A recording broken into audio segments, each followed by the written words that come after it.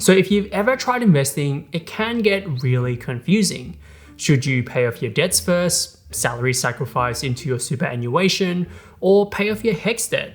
And lastly, where should you even invest your money? Today, I'll be sharing with you the best investing order for your money and what I personally invest into. Now, I will preface that these are just my thoughts as to what the most optimal order for investing is. Yes, each individual circumstances are going to be different, and no way can we cover all the various different scenarios. However, I firmly believe that there are some general principles that should be followed for most people to make sure that you're optimizing your money to work the hardest for you. So let's start off with step one, which is building an emergency fund. A study found that most Australians can't afford an unexpected $1,000 emergency expense with their savings. Think of your emergency fund as a cash reserve specifically set aside for financial emergencies, like when your car breaks down or you lose your job unexpectedly. Now, determining how much you actually need for your emergency fund is actually quite simple. Simply open up a spreadsheet and take account of all of your monthly expenses, like rent, pineapple pizzas, and other bills, and then multiply this total by a total of 5. If your monthly expenses are $2,000, then ideally you want to save up for 5 months worth of expenses, so your emergency fund would be a total of $10,000. Now, you can save up more or less, it really just depends on your own personal risk tolerance. Commit to saving this amount so that you're covered for when unexpected emergencies happen, like when you get injured or you lose your job. But where should you store your emergency fund? Because choosing the right place can make a significant difference. Whilst traditional savings accounts from the Big Four have been the default place for most Australians, but a significantly better place to store your emergency fund is called a high interest savings account. And this is because they're just going to give you significantly more for your money as opposed to a traditional savings account. With traditional savings accounts from the Big Four, on average, you're going to get an interest rate right now of around 3.5%. Meaning if you put $10,000 into this account, at the end of the year, you'll have $10,350. On the other hand, with high interest savings account, they offer interest rates of up to 5.5%. So that same $10,000 will now earn you $10,550 instead, earning you an extra $200 for pretty much doing nothing. Some great high interest savings accounts include UBank, ING, and Macquarie. The second step is to get rid of all of your high interest debt. I would categorize high interest debt as anything over 6%. For most people, this would include things like car loans, personal loans, and credit card debt. Credit cards are probably one of the worst high interest debts that you could possibly have, because on average, the interest rate on credit cards are around 20%. Now, the recommended approach that I would use to paying down your high interest debt is known as the avalanche method. What you want to do is list out all of your high interest debts and then arrange them from highest interest rate first and then lowest interest rate last. This ensures that you're putting your money towards the debt that is costing you the most, which will result in you saving the most interest. For example, let's say you have a $1,000 credit card balance with a 20% interest rate, a $2,800 credit card with a 10% interest rate, and then a $17,000 car loan with a 8% interest rate. What you want to do is make the minimum payments on all of those high interest debts, and then put any leftover money towards the debt with the highest interest rate first. And in this case, it's the credit card with the $1,000 balance. After you've paid that off, move on to the credit card with the 10% interest rate, and again, put as much money as you can towards it. And then just rinse and repeat. This is mathematically the best and most efficient way of getting rid of all of your high interest debts, such that you pay the least amount of interest possible. Now, once you've built up your emergency fund and paid off all of your high interest debts, it's actually time to start investing. Step 2.5 is a method that can give you an immediate 50% return on your money from the government themselves. And don't worry, this isn't some kind of Ponzi scheme. but is what is known as the government co-contribution scheme. If you're a low or middle income earner and make personal contributions to your superannuation, the government may also decide to make a co-contribution up to 50% of a maximum of $500. So for example, if I earned $40,000 this year and I made a personal contribution to my superannuation of $1,000, then the government would make a co-contribution of $500. That's essentially an immediate 50% return on my money from the government themselves. And that's going to go a long way towards boosting your investments and retirement savings. Now, there are different income thresholds which will determine how much of a co-contribution you can receive from the government. So for the next financial year, if you're earning more than $60,400, then you won't be eligible for any co-contributions. But if you're earning less than $45,400, then you'll be eligible for the maximum co-contribution of $500. And if you earn anything in between that, then it will be a tiered amount as to how much you'll receive from the government. Now, if you earn more than the threshold, unfortunately, this step won't apply to you, so you can move directly onto the next step. Step 3.5 is how you can get more money from your employer without having to ask for a raise. And this is by doing something called salary sacrificing.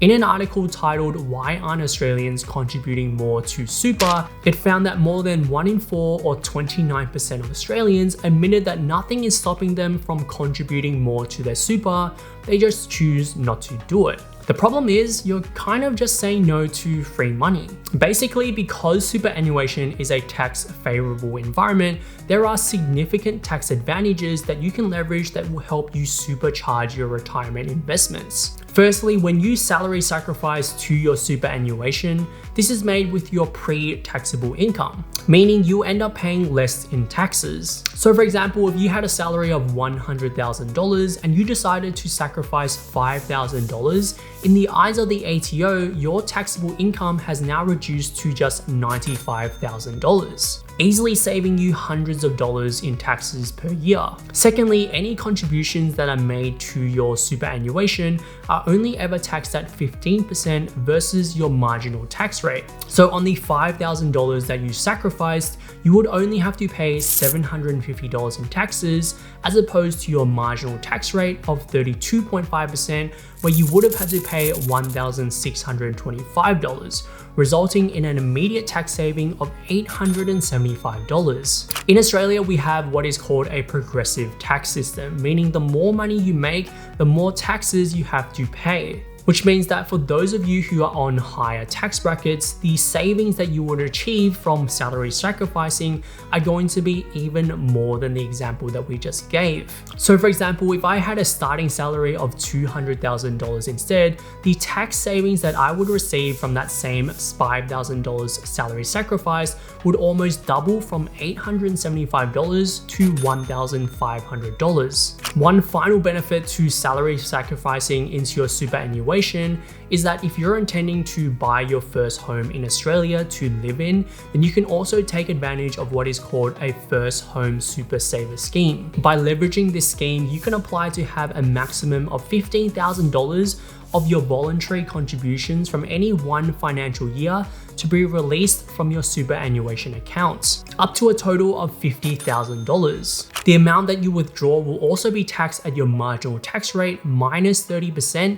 So for example, if you had a marginal tax rate of 32.5%, and if you were to withdraw $50,000 from your superannuation account, that amount would only be taxed at 2.5%. You can then use this amount to be put towards your first home's house deposit. It's essentially a way to help Australians save for their first home quicker than they otherwise would be able to if they just kept that money in a high interest savings account.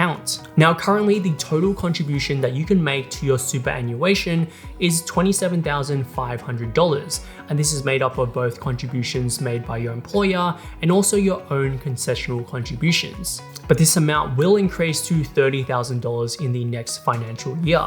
Now, I know superannuation can be quite of a divided topic within Australia. A lot of people are totally against superannuation and think the whole thing is a scam. But personally, in my opinion, whilst I'll admit it's not a perfect system, I believe it's one of the most tax efficient ways that we as Australians can possibly invest for retirement. And I'll re-emphasize the word retirement because if you're not planning to use these assets for retirement and plan to use them within the next 5 to 10 years, then perhaps salary sacrificing into your superannuation account isn't the best choice for you, because you essentially won't have access to any of those assets until you actually retire later on in life. Which leads me on to step number 4, which is a regular brokerage account. Now, if you have found any value so far in the video, help me out by hitting that like button down below and subscribe to the channel for more content like this in the future. Anyway, moving on. Now, there are plenty of different brokerage accounts out there, from Stake to SelfWealth to CommSec. In fact, there are probably over 20 currently within the Australian market. But one of my new favorites recently is Tiger Brokers. I've been trying them out for a little while now, and they've been pretty awesome. They are a low-cost broker in Australia, and the best part is that they're also CHESS sponsored, which means that any shares that you purchase will be held directly in your name, giving you that extra layer of protection. You can invest into the ASX and pay only $5.50 for trades of up to $10,000. Whilst with US stocks, you'll pay 0.013 cents per share with a minimum order of $2 when you trade less than 150 shares. Tiger also currently has a promotion where if you transfer your existing assets greater than $20,000 to Tiger, they'll reward you with 1 free Google share. They also offer a unique cash management feature where you earn interest on any uninvested cash that you deposit onto the broker platform. Most other brokers on the market don't actually offer this feature. And for new customers, Tiger are currently offering a sign-up bonus of 7% per annum for 150 days for any uninvested cash balances capped at a total of 100,000 Australian dollars or the equivalent US dollars. Interest will be calculated monthly and then distributed at the beginning of the next month, where you'll be notified either by email or app. There's also no lock-in period, so feel free to withdraw your money at any time or use that money to invest into the stock market. On top of this bonus, if you deposit at least $2,000, then you'll receive $30 worth of Tesla shares. But as a bonus for my viewers, if you use the link in the description box down below, then you'll get an extra $50 worth of Tesla shares, bringing the total to $80. It's basically free money and another way for you to supercharge your investments. So sign up to Tiger Brokers using the link in the description, and it's a great way to support the channel. Now, whilst brokerage accounts don't have any tax advantages like your superannuation account, they do have 2 major benefits. Firstly, you can access your money whenever you see fit. With your superannuation, it's a lot harder to access your money unless you've reached your retirement age. And if you want to access it earlier than that, then oftentimes you might face penalties, negating a lot of the benefits that you would have received. Secondly, you can still maximize tax efficiencies with a brokerage account. When you sell a stock at a profit, then you can choose to pay the lower long-term capital gains tax if you held the stock for more than 1 year, instead of paying the higher short-term capital gains tax if you held it for less than a year. The last step is to begin tackling your low interest debts. And this is what I would categorize as anything lower than 6%. We're dealing with this last because low interest debt doesn't sacrifice too much in terms of potential returns relative to how much we could receive from investing into the stock market. But that doesn't mean that you should never pay them off. How I like to deal with low interest debt is prioritize them into 2 different categories. You've got your high priority low interest debts, and that's anything between 4 to 6% in interest. I prefer to pay down these debts before investing your money into a taxable brokerage account for 2 main reasons. Firstly, the uncertainty of the stock market returns versus the guaranteed returns of paying down the debt, and 2, the mental benefits of being debt-free and the financial flexibility that being debt-free brings. For most people with mortgages right now, I would put that into the high priority low interest debt. The second priority is anything that has an interest rate of lower than 3%. And I would simply making the minimum payments necessary whilst directing any extra money towards the stock market. For Australians, I would consider a HEX debt to be in this category.